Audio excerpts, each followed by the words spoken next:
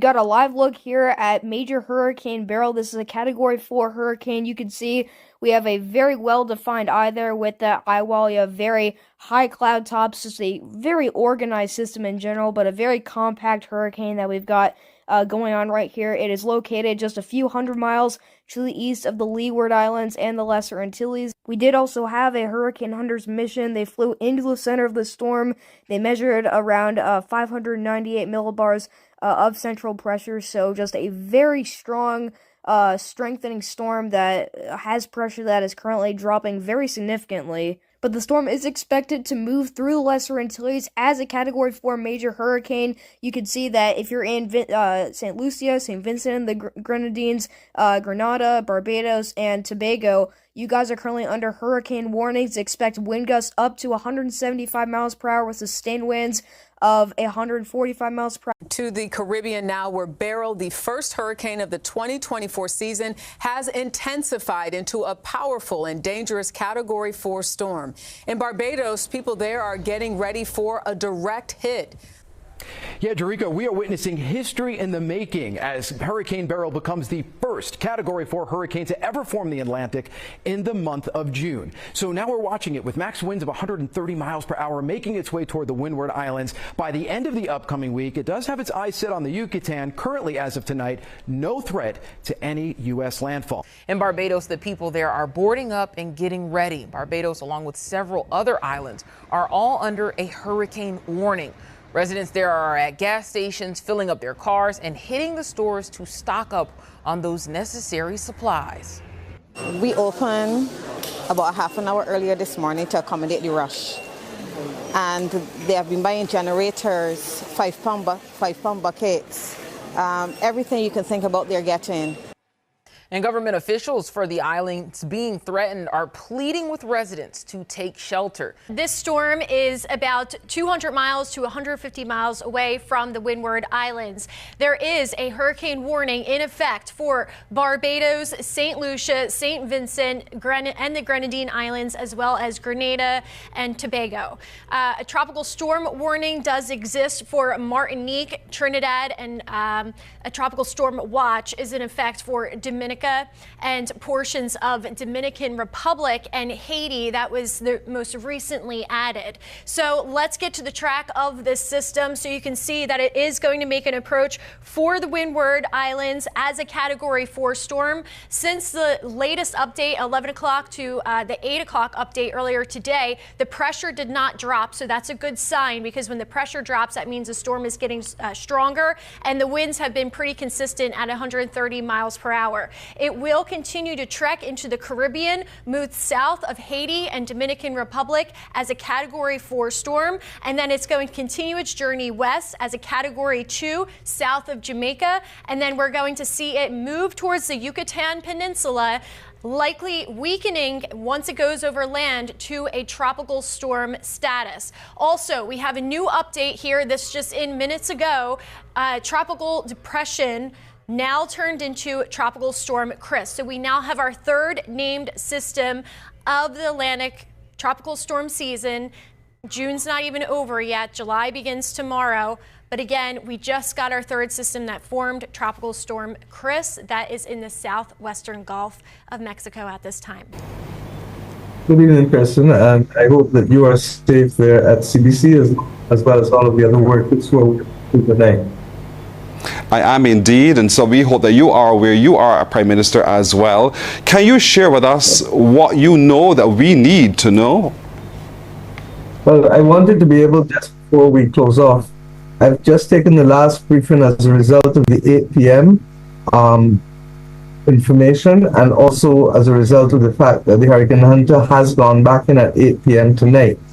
We do expect, let me just say that the hurricane, as it now stands, Hurricane BERYL, is 200 miles southeast of Barbados, and we do expect still that it will pass 80 miles to the south of the country early in the morning, as you heard from Mr. Bess earlier in your news broadcast. The hurricane force winds are Category 4 winds at 130 miles per hour, making it a very dangerous hurricane. But we do believe that the Barbados will not get the brunt of the hurricane force winds. It seems at this stage that we will definitely get tropical storm winds. They have indicated 40 to 60 miles per hour and the possibility of gusts going to hurricane force. That means, therefore, that we still need to be extremely vigilant. Indeed, while we were taking the brief, Mr. Best Sabu indicated that they were already seeing 40 mile per hour winds at Charnock's in Christchurch. I had, where I am, also some rain and some slight gusts, probably not as high as 40 miles per hour. But the point is that you can tell that there's bad weather in the atmosphere. We expect, therefore, that the system will affect us, but we give thanks that we do not believe that it will be the worst of the hurricane force winds, but it is still strong tropical storm winds. And we've seen what tropical storms have done to us in the past, both in terms of loss of property, loss of roofs, and loss of other infrastructure. They do not necessarily expect more than 3 inches of rain, but the problem is that there is the potential for flash flooding as a result of intense rain in specific places. I do want to say that people should not be lulled into a false sense of security because of the absence of rain. We don't get notice on when a gust may come. And I want to urge Barbadians to stay inside. There is no reason for anybody to be on the road now unless they're an essential worker. And even then, there's going to be a point when the essential workers cannot be on the road as well. So I'd like us please to take heed and do not put at risk anyone else's life because of anybody's curiosity or desire to go outside. I want to urge you, I heard you person making the point about children, and I add to it elderly. There has to be a sensitivity to take care of those who are not accustomed to this kind of thing. Panic without even action coming from the hurricane can be damaging.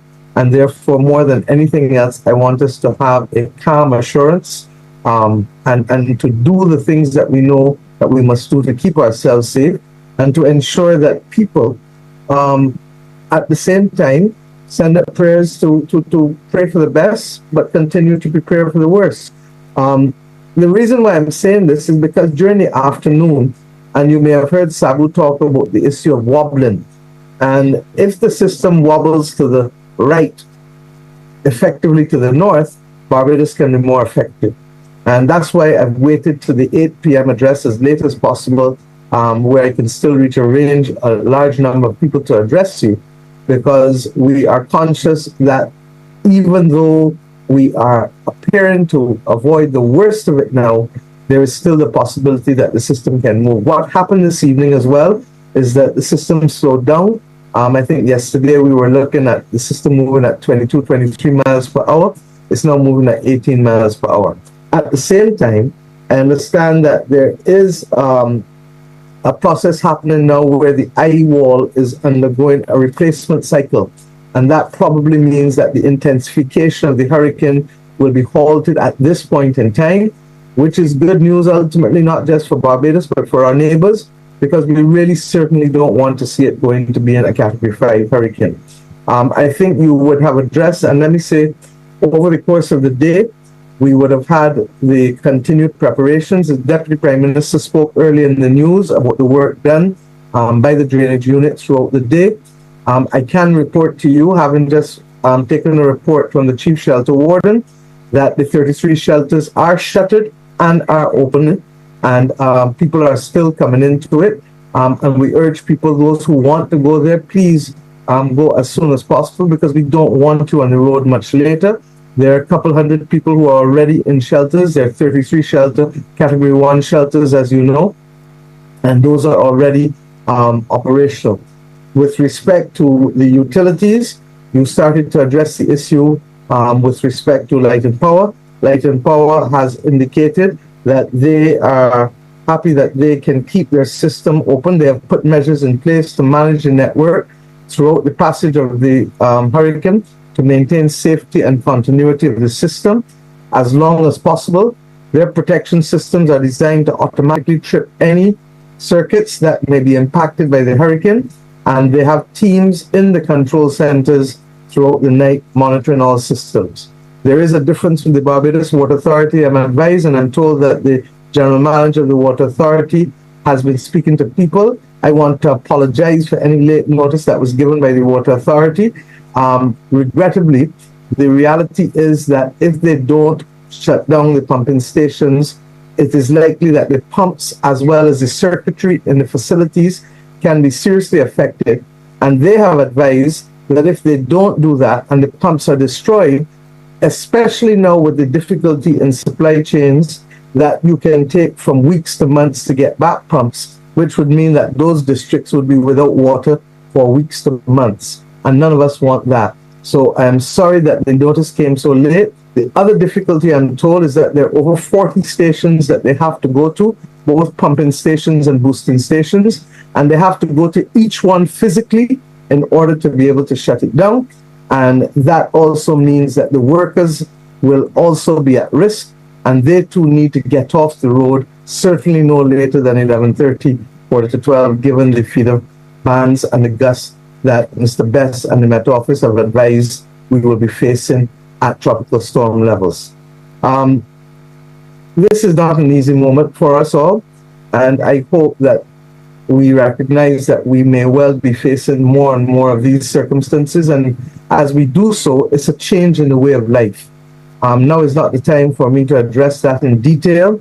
Now is the time for me to ask you to ensure that all who need to be inside are inside, and that people are safe, that we continue to pray, as I said, but at the same time, make sure that we batten down all that we need to batten down. I hope that we will have the ability to be able to have an all clear tomorrow that will see minimal damage, but at this point in time, we don't know until we go through the entire system. So this is the unfortunate nature of wait and see, but it is what it is. I'm happy to report that we have had significant levels of support offered by our neighboring countries in the Caribbean and Latin America in particular. And we also have had all of our development partners in terms of the financial institutions speak to us and indicate that they are here for us should the level of damage be so significant that we need to be able to invoke our natural disaster clauses, or that we need to be able to find additional contingent funding to be able to assist those who have been badly damaged. So I want people to go to sleep with the calm assurance that we got you. We got you. And just the one thing that we can't do is to stop the hurricane. But the one thing we can do always is to prepare and to become more resilient. And I believe that with that, we will talk again as soon as we can, Pearson. And I want us also to send up a special prayer for our brothers and sisters in St. Vincent and the Grenadines and Grenada. It does look as though the hurricane will go through the Grenadines. The eye of the hurricane will go through the Grenadines, and therefore means that St. Vincent as well is likely to be affected, like Barbados, as well as Grenada. As to the extent to which they will be depends on the continued tracking movement of the hurricane over the course of the next 8 to 10 hours in particular. So my friends, let's be safe, let's send up prayers for each other, and let's hold each other.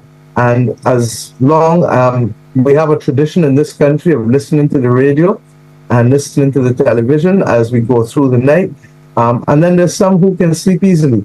And those who can sleep easily, I am envious of you and pray that you do so. But Pearson, I think that's it, unless there's anything else that you want to ask me at this point in time, or any of our sister radio stations that are connected to us, because I did ask for everyone to be connected at this point in time. And you would notice that I am talking from home because I really don't want to be in the road. Well, you've answered all the questions I had on my paper to ask you very, very succinctly indeed, and I'm not sure if any of our partners would want to chime in at this time. My technical crew could advise me if there's anyone who wants to raise a question, but certainly, Prime Minister, we hope that you too stay safe where you are. You know, one can't assume because you sit in the position of Prime Minister that you are, you know, without the possibility of some damage. Well, please be very careful yourself. Well, I must tell you that speaking to Prime Minister Gonzalez this morning, he made the point to his residents that the official residence in St. Vincent was built some time ago, and that he too is concerned about his own roof and is battening down in the downstairs of the house. So you've made a very valid point, And it just shows you that none of us are immune from this system. And therefore, I really want Barbadians to take it seriously and recognize that we may be doing this a lot more. You can't talk about climate crisis and not expect the rubber to hit the road. And it hits the road regrettably with us. We're the first port of call coming out of the Atlantic. And the significant thing is that the heat in the water, if you listen to all of the meteorologists, is reflecting heat that would normally be associated in September. And you know September is a danger month normally for us. So that better contextualizes where we are and why we're here so early on the 30th of June. Indeed. Prime Minister Miyama Mottley, thank you so much for joining us this evening to share your words of encouragement. I like what you said, we got you. That is the word I think most Barbadians will go to rest tonight knowing that the government of Barbados, we got you. Thank you so much, Prime Minister. Thank you, and I look forward to speaking to all of you immediately after the system and doing whatever we have to do to bring about recovery to those who may have suffered. Thank you very much. You're very welcome. Check it out, all my Jamaicans. See that right there? That right there is Hurricane BERYL. Currently, Category 4, 130 miles per hour.